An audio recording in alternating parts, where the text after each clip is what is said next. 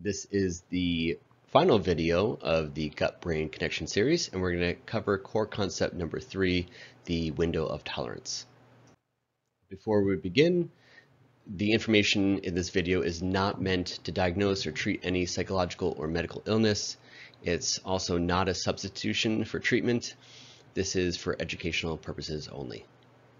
This is the final part of a 3-part series on understanding the gut-brain connection. And how this series works is that we started with the more broad and theoretical. In the first core concept, this was the biopsychosocial model, which is a useful perspective to see the bigger picture of your GI disorder. And then moving to the more specific and practical, we had core concept number 2, the nervous system, specifically a part of the nervous system called the autonomic nervous system. Then with this video, we're going to go to more narrow down, even more specific and practical with the third core concept, which is the window of tolerance. So let's do a quick refresher to put this video in context of the last two.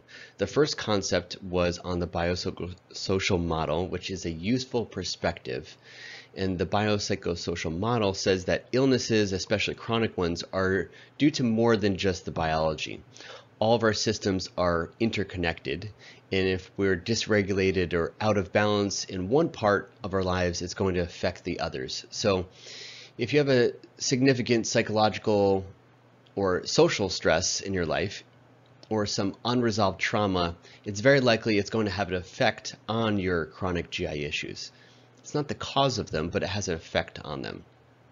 So this perspective is not just something I'm putting out there as a theory of my own as a psychologist.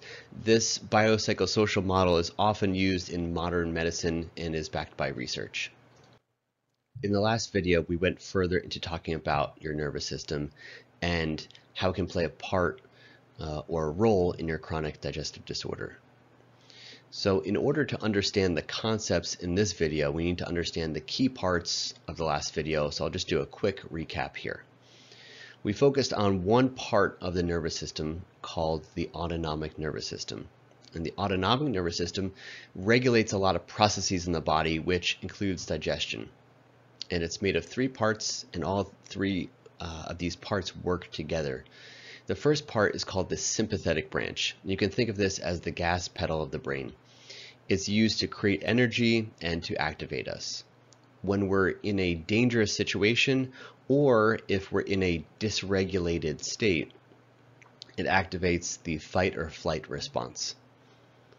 The second part is called the parasympathetic branch of the nervous system. You can think of this as the brake pedal of the brain. When it's used in a regulated way, it helps us to calm down, to drop our guard, to engage with other people, to open up to people that are trusted. And importantly for us, it helps us to digest. And so this is in charge of what's called the rest and digest response. However, if we're in extreme danger, or if we're in a dysregulated state, it moves us further into an unhelpful place of shut down, checked out, and numbed out. And then the third branch here is called the enteric nervous system. The digestive tract has an enormous amount of nerves within it, to the point that it's considered its own separate branch of the nervous system. If you've ever heard of the phrase, the second brain in your gut, this is what that is pointing to. Let's simplify things down a little bit further and zoom out for a moment. So these 3 parts I just outlined here, this parasympathetic, the sympathetic, the enteric nervous system, these are, we can say, maybe the 3 main parts of the gut-brain connection or the gut-brain axis.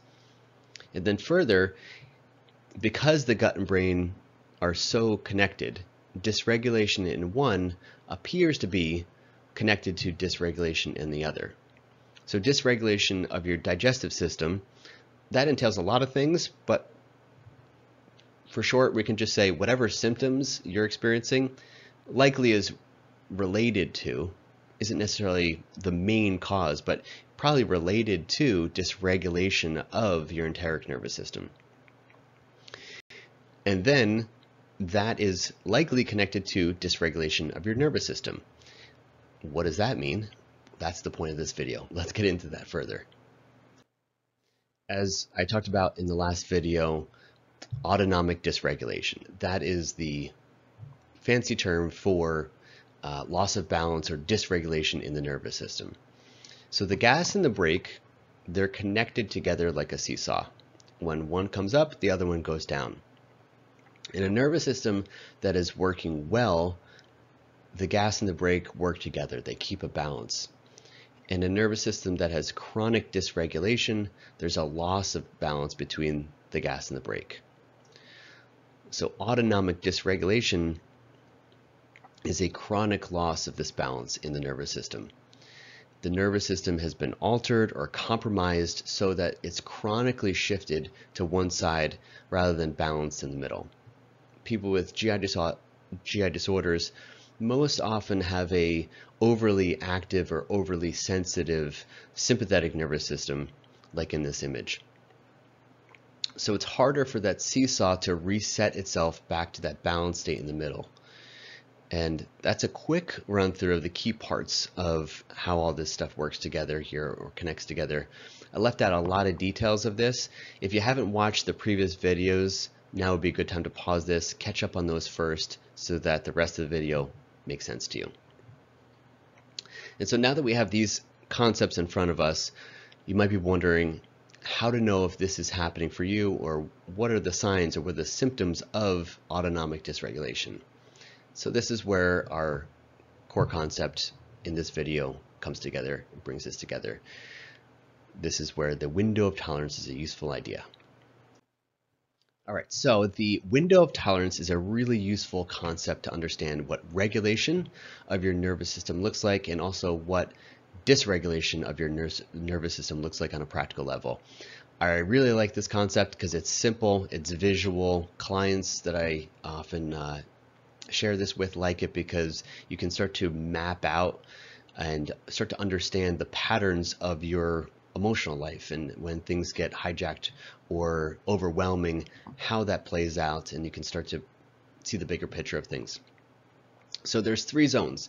The green zone in the middle, that's the window of tolerance. You want to be in that green zone. When your nervous system is regulated and in that zone, you are resilient to stress. You're able to respond to it rather than react to stress. So this means you're able to regulate your emotions compared to your emotions controlling you. You can access empathy for other people and maybe even some compassion for yourself. And you can have a nice balance between the logic part of you and also the emotional part of you. And when you start to lose balance and stress gets the best of you, you can start to move out of that window of tolerance and toward dysregulation. The closer you get to the edges of that green window in the middle, the easier it is to become emotionally hijacked. This is where, when you're getting close to those edges, this is where your ability to cope with stress is essential. If the stress is greater than your ability to cope, then you leave your window of tolerance and you enter into dysregulation. And there are 2 zones of dysregulation. The first is the upper zone, called hyperarousal. You get here when the sympathetic nervous system, the gas pedal, the fight or flight reaction takes over. Hyperarousal is based on the survival instincts that all of us have hardwired into our nervous system. Our ancestors relied on these survival instincts in order to survive. So if there's danger, it's important to have quick, effective reaction to stress. It gives us quick access to a lot of energy and to be able to use that energy to protect ourselves, either through running away or fighting the source of whatever the danger is. But now, in modern living, the stressors or threats you encounter almost never require you to run away or to fight. And the threat is most likely coming instead of a predator. It's more likely coming from thoughts in your head, or from maybe reading the news or a social media post or a text message, or for us, maybe a health symptom. So these triggers emotionally hijack us, but there's nothing for us to run away from or to fight. So there's no discharging all of that energy that's been created. The closer you get to the red zone of hyperarousal, the more you lose your ability to calm down, and you can start to feel anxious or agitated. And all of this activation and dysregulation in the red zone causes overwhelm, anxiety, fear, or anger. It keeps your mind stuck in the on position or in the danger mode. And this can make it hard to concentrate, to manage emotions, to sleep well, and certainly hard to digest well. So if you get caught in the hyperarousal zone for too long, it can cause panic attacks, rage, or a number of mental health conditions. So the second zone is the lower, second zone of dysregulation is the lower blue zone, and this is called hypoarousal. You get into hypoarousal when the parasympathetic nervous system or the brake pedal or the freeze reaction takes over. So let me kind of move things down here for a second. So the hypoarousal zone is the opposite of hyperarousal. There's not enough activation or energy. Instead of getting it moved into mobilizing to run or to fight, hypoarousal moves you into immobilization. The closer you get to this blue zone of hypoarousal, the more you start to lose the ability to engage with life and start to shut down. The emotional hijacking in this zone can lead to depression, emotional numbing, fatigue, lack of motivation, and brain fog. It keeps you stuck in a more of a shut down, tuned out, apathetic mode. It can make it hard for you to feel your feelings, to think clearly, and certainly to connect with other people. And so just like hyperarousal, it can impact also your sleep, your eating, and certainly your digestion as well. If you get caught in hypoarousal for too long, it can cause a number of mental health conditions, mostly associated with depression. So to bring this back to the concept of autonomic dysregulation, this is the healthy balance of the gas and the brake. So when you move into the dysregulated state of the hyperarousal state up on the top here, this is a reflection of a loss of balance and a shift to the left where the gas pedal of the sympathetic nervous system is overly activated or overly sensitive. And when you get dysregulated into the blue hypoarousal state, this is a reflection of a loss of balance and a shift to the right where the brake pedal of the parasympathetic nervous system is overly activated or overly sensitive. To put it more simply, when you're regulated, your nervous system is sending signals of safety to your brain and to your body. When you're dysregulated into either extreme, your nervous system is sending signals of threat and danger, which moves you into a protective or defensive mode.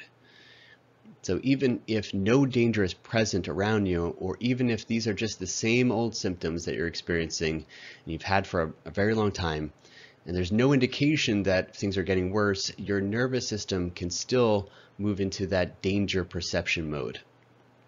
So the most important job that the nervous system has is to keep you safe and alive. It doesn't really prioritize or care about your happiness or your fulfillment or your long-term health.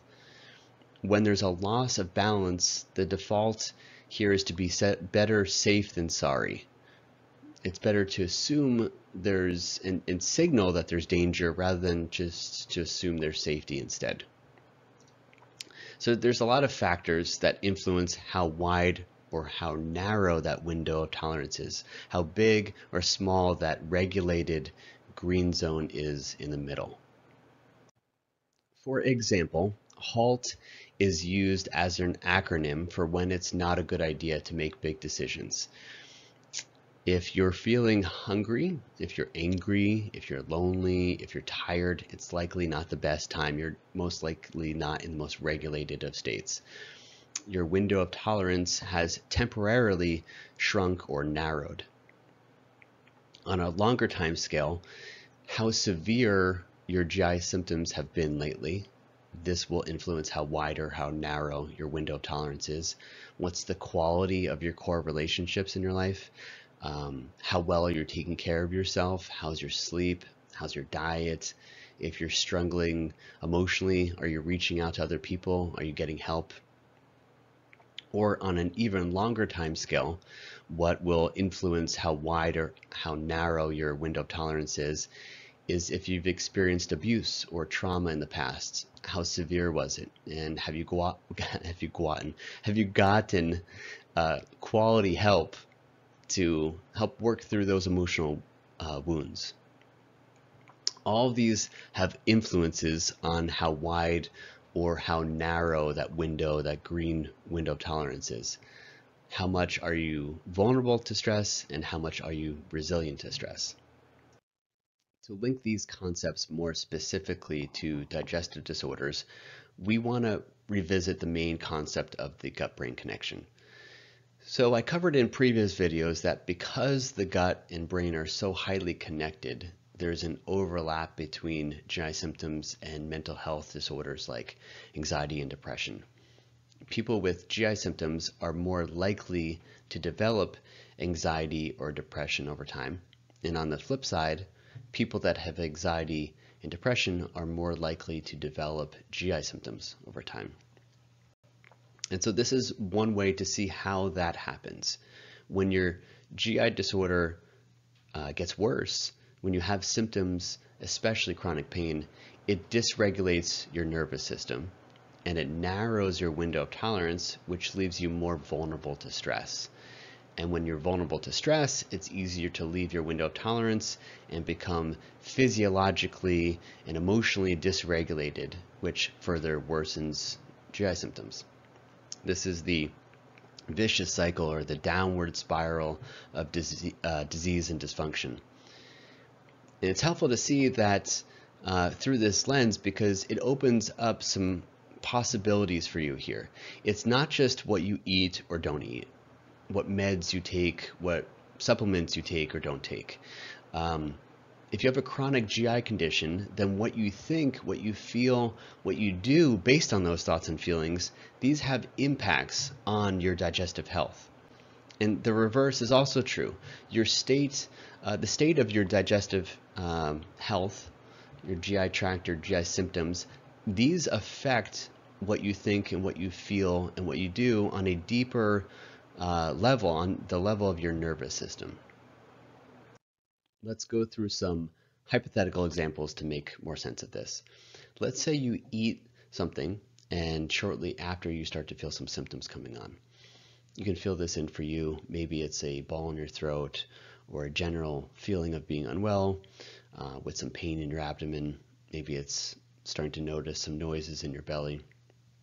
Your mind and your body can start to get the dangerous signal. What happens next depends on how wide or how narrow that middle zone is. If the symptoms become bad enough, or if you're not able to regulate your emotional reaction, you can leave your window of tolerance and slip right into dysregulation. For many people, this starts by going into hyperarousal. The closer you get to that red zone of hyperarousal dysregulation, the harder it can become to calm yourself down, and you can start to feel anxious or agitated. The start of GI symptoms is kind of like a perfect setup for anxious hyperarousal because there are real stakes here.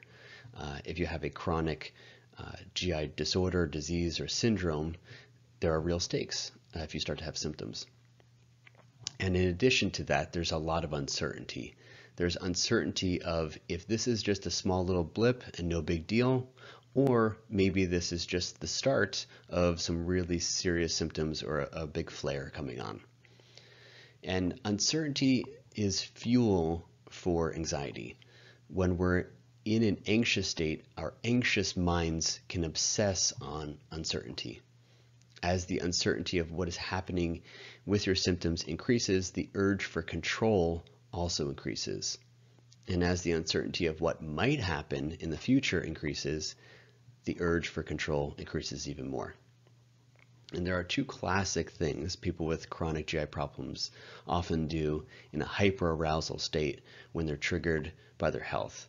And they're both forms of seeking protection through control. The first is called hypervigilance. When your nervous system is caught in hyperarousal, it affects your focus and it affects your attention. And that change is called hypervigilance. Your attention narrows down into a spotlight that is hyper alert to any potential danger or threat. And this makes sense from a survival instinct or an evolutionary lens. When your attention narrows down, all your energy can be focused on handling just the threat. It can only be focused on a predator that's around, or maybe a scream from a child. That's the only thing that you want to be paying attention to at that time and not distracted by something else. So when you have the start of some symptoms and you get put into a hyperarousal dysregulation, it gets you on edge and looking for any signs that these symptoms are getting worse. And hypervigilance looks for evidence to confirm that the feeling of fear is valid. It's looking to confirm that you're actually not safe. The second classic thing that people with chronic GI problems often do when they're in a hyperarousal state is, and then they're triggered by their symptoms, is they engage in safety behaviors. Safety behaviors are actions that are designed to give you some sense of control. Classic safety behaviors are worrying or preparing or checking or planning. They're designed to increase some sense of predictability and control and decrease uncertainty. And so this might look like making sure you know where the closest bathroom is, mapping out where all the bathrooms are on a route, severely restricting your diet to only safe foods for an excessively long period of time, overly analyzing what you ate, or maybe already planning what you're going to be eating for the next 5 days. And I want to make it clear, none of these things is wrong or bad to do. They just become counterproductive safety behaviors when these actions or ones like them and these types of preparations are not actually needed, but they're just serving as emotional crutches. They can give you some sense of emotional relief by feeling like you're doing something or that you're prepared just in case. And then when we get caught in using these types of crutches, it has a cost. And one of the costs is that by falling into these patterns, the more you use them, the more you feel like you need to use them. And then over time, they just become your normal. So if you start to feel some symptoms coming on, it can push you closer to dysregulation and out of your window of tolerance. And in that place, it's easy to start to fall into patterns of hypervigilance and relying on safety behaviors. And the more that we do that, the more that we become and unintentionally allow ourselves to become hypervigilant and to rely on safety behaviors to give us some false sense of control, the more likely that our nervous system is going to start to register danger signals. And then the further stress is going to push us into dysregulation over time. So like this line shows, if this continues to happen over time, you're more likely to go further and further into the red. And then when you come back down, your new normal is not in the middle where the seesaw of your nervous system is balanced and regulated. Instead, your resting state is going to be more sympathetically dominated and closer to the edge of dysregulation. And so this just makes it easier to slip into dysregulation the next time. And then you could be caught in this vicious cycle. Another example of how this can go is maybe you're dealing with days upon days of fatigue or pain, and you're just so limited on what you can eat. Again, just fill this in for your particular situation. Maybe you just feel like you can't catch a break though, and trying to get through what is just a normal or typical amount of daily tasks is now depressingly harder. And it's really easy to get caught up in all the thoughts about how unfair this all is, especially maybe if you're around people that just don't have any care or concern about their health. So after enough days into a flare or enough months of on and off symptoms, you can then start to get dysregulated into hypoarousal, where it's easier to deal with the pain and the lack of control by emotionally shutting down. In this state, the underlying strategy is less about control. Instead, it's a strategy that's focused on avoidance. If you go further into dysregulation, you can start to find it easier and easier to make excuses to opt out of social plans and to isolate. Eventually, people might stop asking you to join in on things, hobbies or interests or relationships that used to be interesting and stimulating and fulfilling. Now, just start to not feel that interesting or worth the energy anymore. All of this can start to cause a sense of dread for the day and just wanting to give up. So this is what it can be like when you're dipping into a chronic hypoarousal state. As the urge to avoid grows, it can lead you down a dark path of isolation and distraction, which just goes further into dysregulation, and which is just another vicious cycle. So as days and weeks of being in this low energy, immobilized place can add up, it can cause an episode of depression. So while hyperarousal thrives off of hypervigilance and safety behaviors, what keeps hypoarousal going is two different things. It's a number of things, but here are two of them: avoidance and rumination. So instead of seeking protection by mobilizing and becoming hyper alert to any dangers, the strategy in this state of the nervous system is to protect by immobilizing, numbing out, checking out. So we're vulnerable to falling deeper and deeper into levels of shutting down and tuning out when we follow these two types of strategies. Avoidance. So avoidance looks like opting out of any plans, isolating from other people, and just the outer world in general. It also takes the form of internal avoidance, which looks like procrastination and distraction. Unfortunately, our phones, YouTube, Netflix makes that very easy to do. The other would be, so I can get to come up here, rumination.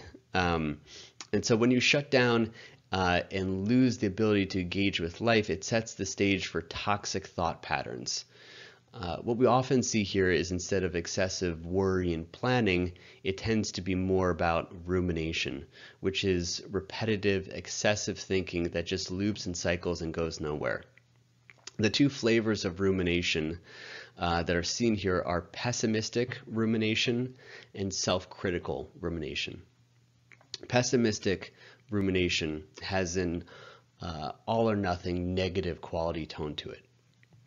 It creates a feeling of dread, like, this is just my life now, I'll always be sick, I'll never be able to feel normal again. Whereas self-critical rumination finds fault with ourselves and creates a feeling of shame. Why can't I just be normal? What's wrong with me that I feel like this? So the benefit of emotionally collapsing like this is that the physical and emotional pain can be reduced some by numbing out. The net result, though, is that avoiding and ruminating just leads to deeper and deeper levels of a depressive state that further dysregulates the nervous system, which further impacts your sleep, your eating, and your digestion. So it's useful to know that these two patterns I was just showing you, were the line going up further and further into hyperarousal, or the other line of going further and further into hypoarousal. It's not often as clean and simple as that. In real life, anxiety and depression, control and avoidance, they often just bleed over into each other. But a key thing to know here is that when you do lose balance and fall into either dysregulated zone, it highly influences your perception of everything. It changes how you see yourself, it changes how you see other people, it changes how you see the world in general. So what state your nervous system is in highly influences how you perceive stress and how you perceive digestive symptoms. In a regulated place, GI symptoms can be seen as a nuisance or concern maybe. In a dysregulated place, they become seen as a threat to your safety. So all of this goes to say, while there's a lot of things that are outside of your control if you have a chronic health condition, there are a bunch of things that are elements that are in your control. When you become dysregulated, let's say you are in a flare, your GI system is dysregulated, your nervous system is getting dysregulated from the stress of this, you're not fated to follow these habitual patterns of control and avoidance that make things worse over time. There is this concept here that the window of tolerance can help map this out or bring your awareness to how things could potentially be different. When I'm working with someone one-on-one in psychotherapy, the first step is to help them build self-awareness. And so the same concept applies here. You can't go anywhere if you don't know where you are on the map. So learning about the ways in which you're vulnerable to stress and starting to see your own patterns here can be really useful. Once we have the awareness of what patterns are happening, we have the choice to do something different. We can learn how to do a better job of nurturing or taking care of our nervous system in order to send signals of safety and to increase that window of tolerance. Before we get to the end, I just want to make it clear that all of us get dysregulated at times. This is not evidence of failing in any way. Instead, this is just a natural consequence of having hardwired survival strategies that can just take over when stress or emotions are too intense. No one chooses to get caught up in anxious controlling patterns or depressive avoidant patterns. They're just what happens when the nervous system becomes dysregulated. The next video series will be covering the 3 most researched psychological tools or treatments for chronic GI conditions, which are number 1, a specific type of psychotherapy, number 2, a type of hypnotherapy, and third would be mindfulness meditation. So to wrap this series up, let's review some important concepts. Number 1, the 3 core concepts: the biopsychosocial model, the autonomic nervous system, and the window of tolerance. I started with these 3 core concepts first before we get to these 3 tools because I just want to give you a good understanding of some of the foundational concepts first to give you a better footing so that when we explore these 3 tools or treatments, you'll have a better way to understand how they might be able to help you with your GI symptoms. In short, if you get these concepts, you'll be better able to understand and use those tools effectively. So here's a good test to see how much of this has landed for you. Are you able to explain these concepts to someone else if you wanted to? These 3 core concepts. Are you able to explain why these concepts matter for GI conditions? And it's helpful to know that there's a difference between recognition and recall. Recognition is much easier. So for example, it's easier for a little kid to look at a long list of words and to be asked to just circle all the words in this list that are foods, compared to if you were to just say to the same kid, I want you to name 10 foods from memory. If they can recall from memory, you know they've learned it much better. So when you hear me talking about all these concepts, hopefully they make sense to you. I've done a good enough job that they make at least basic sense to you. You'll find the gaps, though, of your understanding if you try to explain or teach these concepts to someone else, if you're asked to not just recognize, but actually recall. So a good goal to shoot for is to see if you can come up with at least 2 bullet points about what each of these concepts is and a reason why it matters for GI conditions. Number 2, I did a video before this first concept that covered the topic of that there are 2 basic types of GI disorders. There's structural or organic or functional it would be the second type, or another name for functional would be disorders of the gut-brain interaction. So the question here is, are you clear on what type of GI disorder you have? If you're not familiar with these terms that I'm saying here, you're not sure what type you have, then I would recommend going back to that video. That would be really important. If you're not clear on what type of disorder you have, this is a really important step you don't not want to skip. If you have chronic GI symptoms and you haven't seen a gastroenterologist and you have the means to see one, this is really a critical step. There are many medical interventions that really need to be considered with a medical provider. You don't want to end up missing some potentially important low-hanging fruit that could really help you get relief from your symptoms. And so you can check out the resources linked in the description of that video to learn more about GI disorders, and so that when you see a doctor, you can show up equipped with useful information and questions to get to the bottom of your diagnosis.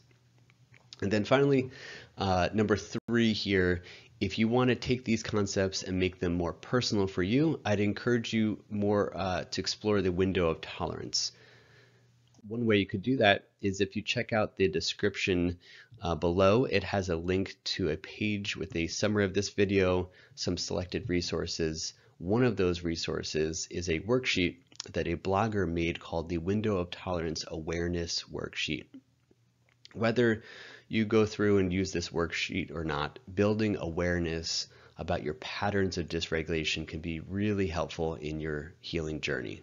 One of the things as humans that we excel at is pattern recognition. And the window of tolerance is a great framework to see the patterns of what happens in you when your symptoms start to get the better of you. You can start to understand what dysregulation looks for you and your nervous system. Building this awareness helps give some warning signs before you slip into dysregulation. You can start to see the warning signs coming and maybe make some adjustments before a flare starts. Sometimes us humans can just be so blind to our own patterns that we need to be hit over the head with physical and emotional symptoms in order to wake up and see our own patterns and our own needs. Right? It could just be so much easier to see other people and their patterns, but when it comes to us, we could be a little bit blind.